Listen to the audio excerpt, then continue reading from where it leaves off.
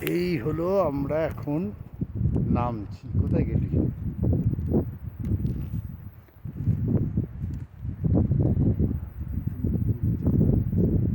এই হচ্ছে আমরা এখন নামছি। কিন্নর কৈলাস দর্শন হয়ে গেছে।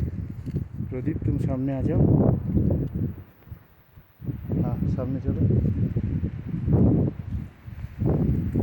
আমাদের দর্শন শেষ। এখন নিচে যা অবস্থা রাস্তার, মুখ খোলা রাখাটাই একটা সমস্যা। জায়গাটা একটু দেখাই। এইগুলোর জন্যই মূলত আসা।